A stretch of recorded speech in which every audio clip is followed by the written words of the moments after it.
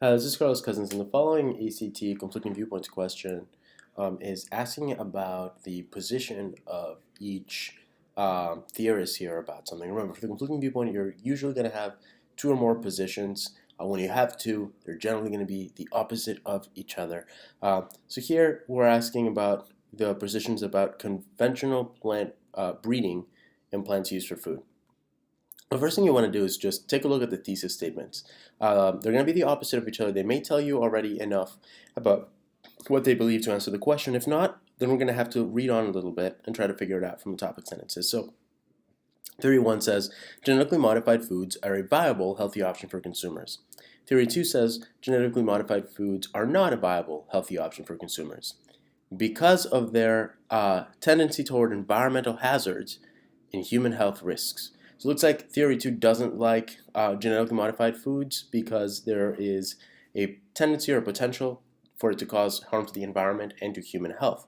We don't know why Theory 1 says genetically modified foods are viable and healthy. But that's what we've got so far. Now, if you look through the answer choices, though, you do see that they want a reason here for Theory 1. What is the idea that Theory 1 has about just general plant breeding? It looks like they like genetically modified foods. Why don't they like non-genetically modified food?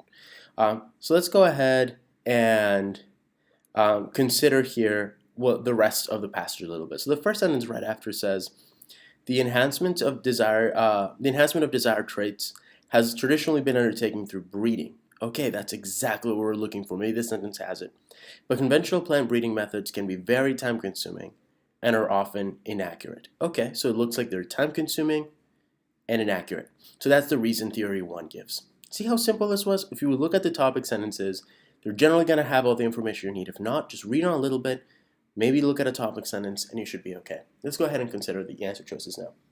Theory 1 doesn't like conventional plant breeding in plants used for food because it's wasteful of resources. That's not what it says here. It says very time-consuming and inaccurate. So we can go ahead and get rid of that one. Theory 1, answer choice B says, is time-consuming. Okay, so that's good. And then for Theory 2, too risky. Well, we don't like genetically modified foods for Theory 2 because of their tendency toward environmental hazards and human health risks. We see the word risk here. There's a tendency toward hazards. That sounds like risk again. So definitely too risky is a good characterization of that position here for Theory 2. So this looks like a really good answer choice. That means that this must be the right answer choice. So let's consider the others just in case. This one says that Theory 1 prefers genetically modified foods because regular, conventional plant breeding in plants is too costly. It does not say that. The reasons we give is very time-consuming and often inaccurate. And answer choice D here says often inaccurate. Okay, so that's really good. That's what Theory 1 says. What about Theory 2? Would continue to advance with more money. That's not one of the things Theory 2 says about genetically modified, or I guess the the conventional plant breeding here. In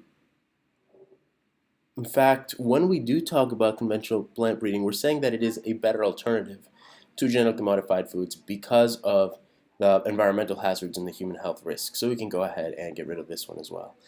So that's why the answer choice here is B. I hope that helped with this problem, and happy prepping.